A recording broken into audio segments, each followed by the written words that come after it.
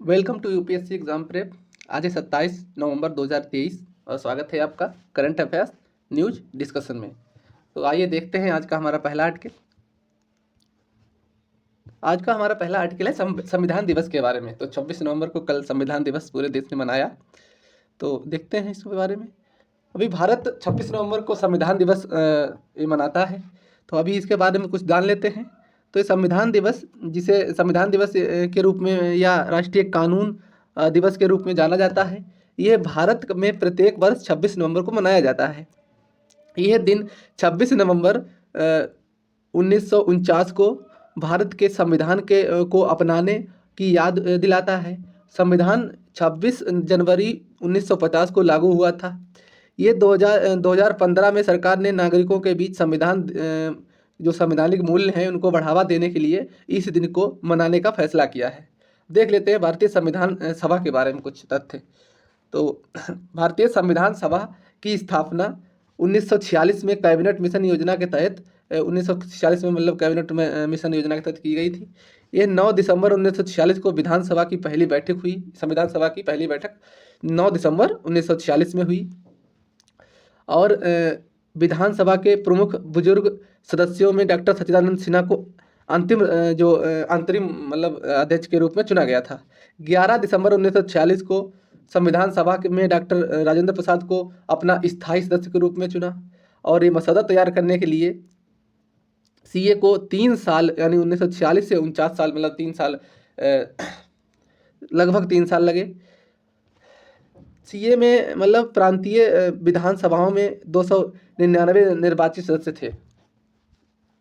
CA मतलब constitution assembly, और constitution assembly में 13 समितियां थीं, जिसमें डॉक्टर BR अम्बेडकर की अध्यक्षता वाली मसौदा समिति भी शामिल थी। संविधान को 1949 में अपनाया गया था और 284 सदस्यों ने इस पर हस्ताक्षर किए थे, जो संविधान निर्माण की प्रक्रिया के पूरा होने का प्रतीक था। भारतीय संविधान के बारे में कुछ रोचक तथ्य देख लेते हैं। तो ये संविधान, हमारा जो भारत का संविधान है, ये दुनिया का सबसे लंबा संविधान है। भारतीय संविधान की जो मूल प्रति है उसमें 251 पृष्ठ है मतलब, और यह दुनिया में सबसे विस्तृत है। यह पूरी तरह से हस्तलिखित डिजाइन किया गया है। लेखन कला में निपुण श्री प्रेम बिहारी नारायण रायजादा ने अकेले ही हाथ से संविधान लिखा। आधुनिक भारतीय कला के अग्रदूत श्री नंदलाल बोस ने संविधान के प्रत्येक पृष्ठ की सीमाओं को डिजाइन किया और इसे कला के टुकड़ों से सजाया। संविधान की मूल पांडुलिपि 16x22 इंच के चर्मपत्र शीट पर लिखी गई थी, जिसका जीवन काल 1000 वर्ष था। इसका वजन 3.75 किलोग्राम था। तो हम देख लेते हैं हमारा अगला आर्टिकल। हमारा अगला आर्टिकल है महिलाओं के खिलाफ हिंसा उन्मूलन के लिए अभी एक अंतर्राष्ट्रीय दिवस मनाया गया, उसके बारे में। तो आइए देख लेते हैं। International day for the elimination of violence against women. तो ये महिलाओं के खिलाफ हिंसा उन्मूलन के लिए अंतर्राष्ट्रीय दिवस हर साल 25 नवंबर को दुनिया भर में मनाया जाता है। महिलाओं के खिलाफ हिंसा उन्मूलन के बारे में जो अंतर्राष्ट्रीय दिवस मनाया जाता है, तो इसका उद्देश्य क्या होता है? तो यह प्रतिवर्ष 25 नवंबर को मनाया जाता है और इसमें महिलाओं द्वारा जो सामने की जाने वाली जो विभिन्न प्रकार की हिंसा के बारे में जागरूकता पैदा करना और उनकी वकालत करने को बढ़ावा देना और महिलाओं के लिए बेहतर अवसर पैदा करने के लिए संयुक्त राष्ट्र और द्वारा ये नामित दिन है, मतलब संयुक्त राष्ट्र द्वारा घोषित किया गया था। ये इसकी 2023 में इसकी थीम थी कि इस वर्ष की थीम है यूनाइट, यानी महिलाओं और लड़कियों के खिलाफ हिंसा को रोकने के लिए निवेश करें। लिंग आधारित हिंसा को रोकने के लिए रोकथाम रणनीतियों को सक्रिय रूप से वित्त पोषित करने की आवश्यकता पर जोर देती है। इसके थोड़ा इतिहास के बारे में जान लेते हैं। तो 1981 में महिला अधिकार कार्यकर्ताओं ने 25 नवंबर को लिंग आधारित हिंसा के खिलाफ एक दिन के रूप में मनाया है, जिसमें मिराबल बहनों को श्रद्धांजलि दी गई थी और देश के शासक राफेल ट्रूजिलो, जो 1930 से 1961 में रहे, उनके आदेश पर 1960 में 3 डोमिनिकन राजनीतिक कार्यकर्ताओं की बेरहमी से हत्या कर दी गई थी। संयुक्त राष्ट्र महासभा ने 20 दिसंबर 1993 में महिलाओं के खिलाफ हिंसा उन्मूलन पर घोषणा को अपनाया, जिससे ऐसी हिंसा को खत्म करने के लिए वैश्विक प्रयासों की नींव रखी गई। 7 फरवरी सन 2000 को महासभा ने एक प्रस्ताव के माध्यम से आधिकारिक तौर पर 25 नवंबर को महिलाओं के खिलाफ हिंसा उन्मूलन के लिए अंतर्राष्ट्रीय दिवस मनाने के रूप में इसको नामित किया। इस प्रस्ताव में सरकारों और अंतर्राष्ट्रीय संगठनों, गैर सरकारी संगठनों से आग्रह किया गया कि वे दुनिया भर में महिलाओं और लड़कियों के खिलाफ जो हिंसा होती है उसको संबोधित एड्रेस करें और ख़त्म करने के लिए सार्वजनिक जागरूकता और सामूहिक कार्रवाई को बढ़ावा देने और इस तिथि को सालाना गतिविधियों में आयोजन करने के लिए एकजुट करें हों। हमारा अगला आर्टिकल है लचित बोरफुकन के बारे में, तो आइए देख लेते हैं।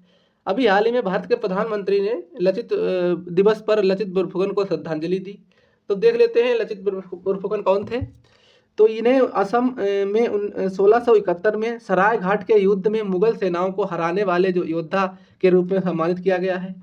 ये सराय घाट के युद्ध के दौरान अहोम सेनाओं के कमांडर थे और गुवाहाटी में ब्रह्मपुत्र तट पर जो ब्रह्मपुत्र घाटी है वहाँ पे ये सराय घाट का युद्ध लड़ा गया था। ये एक प्रतिभाशाली सैन्य कमांडर थे और इन्हें राजा चरण ध्वज सिंघा द्वारा अहोम साम्राज्य के 5 बोरफुकन में से एक रूप में चुना गया था और ये प्रशासनिक, न्यायिक और सैन्य जिम्मेदारियां इनको दी गई थीं। इन्होंने गुरिल्ला रणनीति को प्राथमिकता दी जिससे उनकी छोटी लेकिन तेज गति वाली और सक्षम सेनाओं को बढ़त मिली थी। गुरिल्ला युद्ध प्रणाली ऐसी होती है कि ये लोग कोई जो पहाड़ी वगैरह होती हैं उसमें छिप जाते हैं और जब दुश्मन की सेनाएं आती हैं तो इस पर अटैक कर देते हैं, फिर वापस चले जाते हैं, छिप जाते हैं। इसे गोरिल्ला टेक्निक बोली जाती है। इनकी मृत्यु सरायघाट के युद्ध के 1 साल बाद लंबी बीमारी से हो गई थी। अब अहोम साम्राज्य के बारे में मुख्य कुछ जान लेते हैं थोड़ी बातें। तो इसमें अहोम राजा ने 13वीं सदी की शुरुआत से लेकर 19वीं सदी की शुरुआत तक लगभग 6 वर्षों तक बड़े हिस्से पर शासन किया, जिसे वर्तमान में असम राज्य के नाम से जाना जाता है। ये एक समृद्ध बहुजातीय साम्राज्य था जो ब्रह्मपुत्र घाटी के ऊपरी और निचले हिस्सों में विस्तृत था और ये अपनी उपजाऊ भूमि में चावल की खेती पर आश्रित था। अहोम के साम्राज्य के लोग 1615 से 1682 तक मुगलों के साथ संघर्ष की एक श्रृंखला में लगे रहे, जो संघर्ष जहांगीर के शासनकाल से शुरू होकर औरंगजेब के शासनकाल तक चला। हमारा अगला आर्टिकल है रेडियो गैलेक्सी के बारे में। तो देख लेते हैं रेडियो गैलेक्सी क्या होती है। तो अभी खगोलविदों ने हाल ही में 63 नई विशाल रेडियो आकाशगंगाओं की खोज की सूचना दी है, तभी ये चर्चा में है। तो देख लेते हैं रेडियो गैलेक्सी के बारे में। रेडियो आकाशगंगाएं, जिन्हें रेडियो चमकदार आकाशगंगाएं या रेडियो लाउड आकाशगंगाएं भी कहा जाता है, ये विशेष प्रकार की सक्रिय आकाशगंगाएं हैं जो दृश्य तरंग दैर्घ्य की तुलना में रेडियो तरंग दैर्घ्य पर अधिक प्रकाश उत्सर्जित करती हैं। ये आकाशगंगाओं के केंद्र पर सुपरमैसिव ब्लैक होल से संबंधित आवेशित कणों और मजबूत चुंबकीय क्षेत्रों के बीच परस्पर क्रिया के माध्यम से होता है। रेडियो आकाशगंगाएं गैर थर्मल उत्सर्जन द्वारा संचालित होती हैं और वे ब्रह्मांड की अन्य अधिकांश जो आकाशगंगाओं की तुलना में बहुत बड़ी हैं। ये खोजी जाने वाली पहली रेडियो आकाशगंगा और अब तक की सबसे चमकीली सिग्नस ये कहलाती है। रेडियो आकाशगंगाओं के 2 व्यापक वर्ग हैं। इसमें पहला है कोर हेलो रेडियो आकाशगंगाएं और दूसरा है लोब्ड रेडियो आकाशगंगाएं। तो ये कोर जो हेलो रेडियो आकाशगंगाएं हैं, ये वे आकाशगंगा हैं इनके केंद्र के आसपास केंद्र के क्षेत्र से रेडियो उत्सर्जन प्रदर्शित करते हैं। रेडियो उत्सर्जन का क्षेत्र आकार में ऑप्टिकल रूप से दिखाई देने वाली एक आकाशगंगा के बराबर होता है। और जो लोब्ड रेडियो आकाशगंगा है वे कुछ मामलों में आकाशगंगा के ऑप्टिकल भाग से परे लाखों प्रकाश वर्ष तक फैले हुए रेडियो उत्सर्जन के विशाल अंश को प्रदर्शित करती हैं। तो और कुछ रेडियो आकाशगंगाओं में एक ही लोब होता है, लेकिन अधिकतर ऑप्टिकल आकाशगंगा के दोनों किनारों पर लोब दोहरे क्रम में होते हैं। हमारा अगला आर्टिकल है एवियन इन्फ्लुएंजा वायरस यानी H9N2 के बारे में। तो आइए देख लेते हैं इसके बारे में। तो अभी हाल ही में उत्तरी चीन में एवियन इन्फ्लुएंजा वायरस यानी H9N2 के मानव मामलों और बच्चों के श्वसन संबंधी बीमारियों के समूह का प्रकोप देखा गया है। तो ये इन्फ्लुएंजा एक उप प्रकार का एक उप प्रकार है जो मानव इन्फ्लुएंजा के साथ साथ बर्ड फ्लू का कारण भी बनता है। यह वायरस दुनिया भर में जंगली पक्षियों में पाया जाता है और कई क्षेत्रों में मुर्गी पालन के लिए भी स्थानिक है। ये पोल्ट्री को मनुष्यों को संक्रमित करने वाले H9N2 novel avian influenza virus की उत्पत्ति के लिए आनुवांशिक इंक्यूबेटर माना जाता है। इसके लक्षण क्या हैं? तो इसमें संक्रमण से इसमें हल्के फ्लू जैसे लक्षण हैं, जैसे आंखों की सूजन से लेकर गंभीर तीव्र श्वसन रोग या मृत्यु तक इसमें हो सकती है। इस रोग की गंभीरता संक्रमण फैलने वाले वायरस और संक्रमित व्यक्ति की विशेषताओं पर निर्भर करती है। रोकथाम के लिए इस वायरस में संक्रमित होने से बचने के लिए जानवरों के संपर्क से एकदम पहले और बाद में साबुन से हाथ धोने सहित व्यक्तिगत और हाथ की स्वच्छता बनाए रखना आवश्यक है। इन्फ्लुएंजा का वर्गीकरण, तो इन्फ्लुएंजा वायरस को WHO द्वारा 4 प्रकार से वर्गीकृत किया गया है। इसमें A, B, C और D में इसको वर्गीकृत किया गया है। US रोग नियंत्रक और रोकथाम केंद्र के अनुसार केवल इन्फ्लुएंजा A और B वायरस ही महामारी पैदा करने के लिए जाने जाते हैं। C टाइप वायरस सामान्यतः हल्की श्वसन बीमारियों का कारण बनता है, जबकि D टाइप वायरस सामान्यतः मवेशियों को प्रभावित करता है और मनुष्यों को संक्रमित करने के लिए ज्ञात नहीं है। मतलब ऐसी कोई अभी रिपोर्ट नहीं देखी गई जिससे जो D टाइप का वायरस है ये मनुष्यों को संक्रमित करे। केवल इन्फ्लुएंजा A वायरस को उप प्रकारों में विभाजित किया गया है और इनके उप प्रकार वायरस की सतह पर 2 वायरस हीमोग्लोटिन यानी H और न्यूरोमिजिडेज यानी और इस पर आधारित हैं ये। मतलब तो हमारा अगला आर्टिकल है एम्पलीफाई के बारे में, एम्पलीफाई 2.0 या पोर्टल के बारे में। तो एम्पलीफाई अभी जो इसको assessment platform for India's urban development, तो इसके बारे में देख लेते हैं। अभी हाल ही में आवास और शहरी मामलों के मंत्रालय ने एम्पलीफाई 2.0 पोर्टल लॉन्च किया है। तो एम्पलीफाई 2.0 क्या है? तो ये रहने योग्य जो समावेशी और भविष्य के लिए तैयार शहरी भारत के लिए मूल्यांकन और निगरानी मंच पोर्टल का उद्देश्य भारत के शहरों के संबंधित डेटा को प्रदान करना है। यह डेटा संचालित नीति निर्माण में मदद करने के लिए शिक्षाविदों, शोधकर्ताओं और हितधारकों के लिए भारतीय शहरों के कच्चे डेटा को एक मंच पर उपलब्ध कराना है। वर्तमान में 258 शहरी स्थानीय निकाय शामिल हो चुके हैं और 150 शहरों का डेटा पोर्टल पर उपलब्ध है। ये कई शहरों के लिए कई प्रकार की जानकारी पर डेटा प्रदान करता है। उदाहरण के लिए कुल डीजल खपत और पानी की गुणवत्ता के लिए परीक्षण के लिए नमूनों की संख्या भी इसमें ली जाती है। शहरी परिणाम फ्रेमवर्क 2022 क्या है? तो इसे मंत्रालय के लिए राष्ट्रीय शहरी मामलों का संस्थान और PwC इंडिया द्वारा विकसित किया गया था। ये संकेतकों की व्यापक सूची के साथ फोकस को सूचकांकों से डेटा पर स्थानांतरित कर देता है। इसके साथ ही डेटा संग्रह पर फोकस बढ़ाने के लिए 14 क्षेत्रों के डेटा को सुव्यवस्थित किया गया है और डोमेन विशेषज्ञों द्वारा अलग अलग डेटा विश्लेषण किया जा सकता है।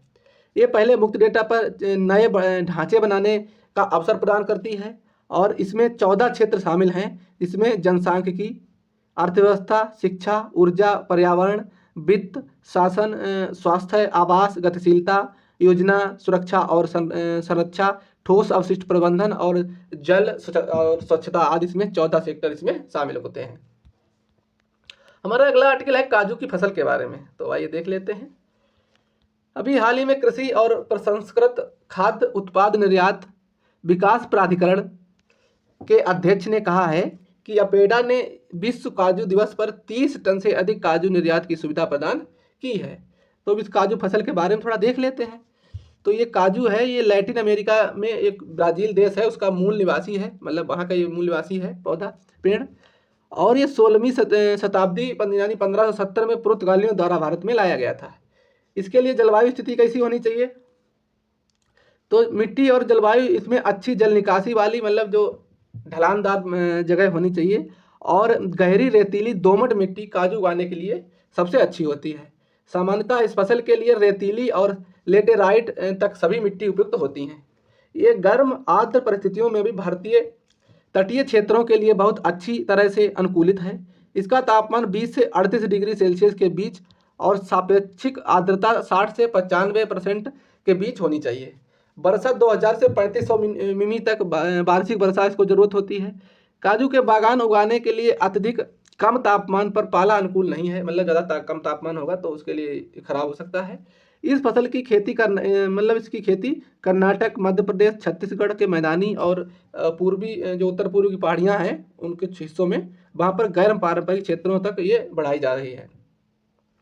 भारत दुनिया में काजू उत्पादन और निर्यात की दूसरी सबसे बड़ी हिस्सेदारी रखता है। मतलब भारत दुनिया का काजू उत्पादन और निर्यात, मतलब उत्पादन में भी दूसरे स्थान पर और निर्यात में भी दूसरे स्थान पर। देश के शीर्ष निर्यात स्थलों में संयुक्त अरब अमीरात, नीदरलैंड, जापान, सऊदी अरब इसमें शामिल हैं। अब देख लेते हैं कृषि एवं प्रसंस्कृत खाद्य उत्पाद निर्यात विकास प्राधिकरण यानी एपेडा के बारे में। तो एपेडा, इसकी स्थापना भारत सरकार द्वारा कृषि और प्रसंस्कृत खाद्य उत्पाद निर्यात जो विकास प्राधिकरण अधिनियम है 1985 उसके तहत की गई थी, और ये वाणिज्य एवं उद्योग मंत्रालय के अंतर्गत कार्य करता है। यह अनुसूचित उत्पादों के निर्यात को विकसित करना और बढ़ावा देना उसका उद्देश्य है, और अपेडा अधिनियम के तहत निर्दिष्ट जो उत्पादों की अनुसूची का उत्पाद कहा जाता है, और इसे अनुसूचित उत्पादों के निर्यातों को अपेडा के तहत पंजीकरण करना आवश्यक होता है। ये अनुसूचित उत्पादों के विकास के लिए वित्तीय सहायता, सूचना और दिशा निर्देश प्रदान करता है। अगला देख लेते हैं आर्टिकल मंकी पॉक्स के बारे में। तो अभी संयुक्त राष्ट्र अमेरिका ने पहली बार कांगो में यौन संबंधों के माध्यम से एम पॉक्स के संक्रमण की पुष्टि की है। इस देश में इसका बहुत अधिक प्रकोप देखा जा रहा है। मंकी पॉक्स एक दुर्लभ वायरस संक्रमण है। यह आर्थ्रोपॉक्स वायरस जीनस से संबंधित मंकी पॉक्स वायरस के कारण होता है। इसके लक्षणों में तो दाना निकलना जिससे बहुत दर्द होता है, बढ़े हुए लंफ नोड्स का बढ़ना और बुखार आना इसमें कुछ लक्षणों शामिल है। मंकी पॉक्स एक जूनोटिक यानी पशुजन्य रोग है। इस वायरस का प्राकृतिक स्रोत अज्ञात है, मतलब इसका पता नहीं लगाया सकता है अभी इसका पता नहीं लगाया जा सका है कि कहाँ से ये ओरिजिनेट हुआ। यह वायरस ज़्यादातर गिलहरी और बंदरों जैसे छोटे स्तनधारी जीवों में फैलता है। मंकी पॉक्स का संचरण एक व्यक्ति से दूसरे व्यक्ति के संक्रामक त्वचा या घावों को से सीधे संपर्क के माध्यम से भी हो सकता है, और इसका पहला मामला 1958 में मिला था। 1922 की शुरुआत में ये बीमारी कुछ अफ्रीकी देशों तक ही सीमित थी, बाद में ये विश्व स्तर पर भी फैल गई। हमारा अगला आर्टिकल है कॉस्मिक आइनोस्पेटिक पर्थ ब्रेंसस के बारे में यानी CIP के बारे में। तो एक अध्ययन के अनुसार एक कम तीव्रता के भूकंप भी आयन मंडल पर अपना प्रभाव छोड़ते हैं। इसमें भूकंप आयनोस्फेरिक पर्टरबेशन या विक्षोभ उत्पन्न होता है जिसे CIP कहा जाता है। ब्रह्मांडीय ऊर्ध्वाधर क्रिस्टल हलचलें वायुमंडल के ध्वनिक तरंगों को सक्रिय करती हैं। ये तरंगें ऊपर की ओर फैलकर आयन मंडल तक पहुंचती हैं, और ये ग्लोबल नेविगेशन सैटेलाइट सिस्टम के उपग्रह तक जमीन पर स्थित इनके रिवर्स में लाइन ऑफ साइट्स के इलेक्ट्रॉन में बाधा पैदा करती हैं। CIPs की मदद से अंतरिक्ष पर जमीन पर भूकंप के स्रोतों के बारे में जानकारी प्राप्त होगी। इसके साथ ही इससे अंतरिक्ष स्थित उपग्रहों का उपयोग करके भूकंप के पूर्व संकेतों को समझने में भी इसमें मदद मिलेगी। अगला आर्टिकल है विश्व के सबसे बड़े सौर ऊर्जा संयंत्र के बारे में। तो अभी संयुक्त अरब अमीरात ने नूर अबू धाबी के जो प्लांट को हरित ऊर्जा में प्रति राष्ट्र को उसको हरित ऊर्जा के प्रति राष्ट्र को समर्पित किया है।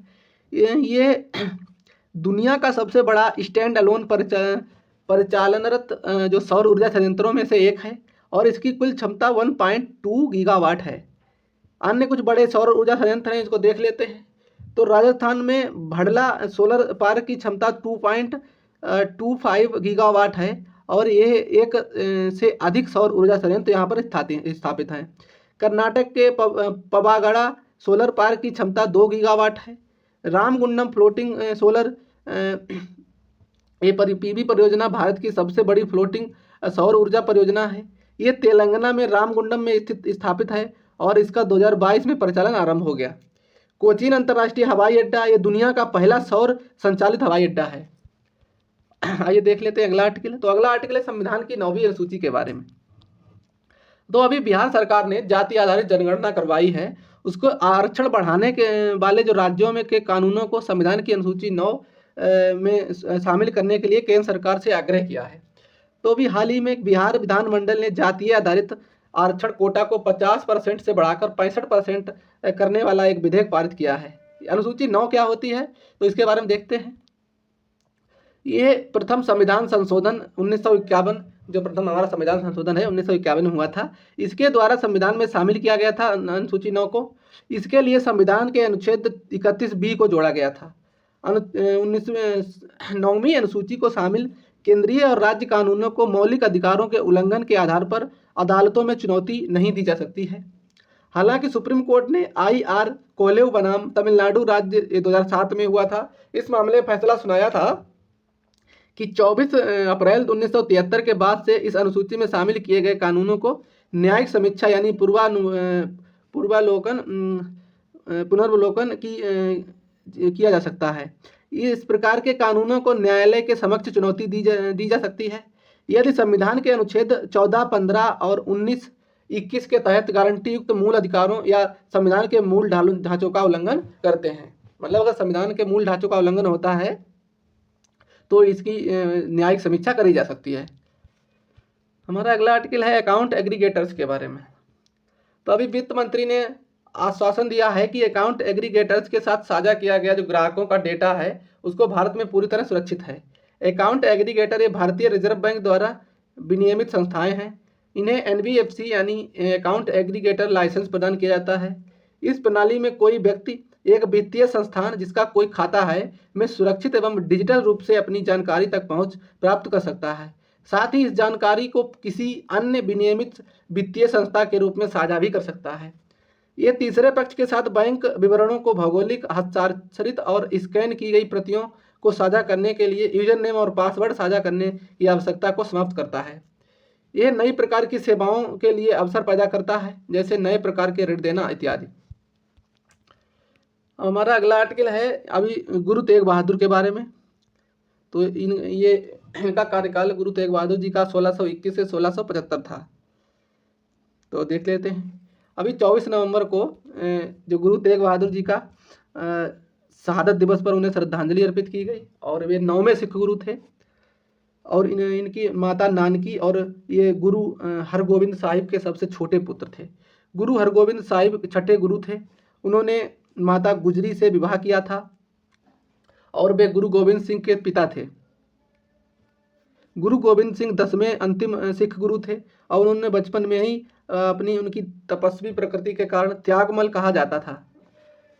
13 साल की उम्र में एक मुगल सरदार के खिलाफ लड़ाई में उल्लेखनीय वीरता के कारण उन्हें तेग बहादुर नाम दिया गया।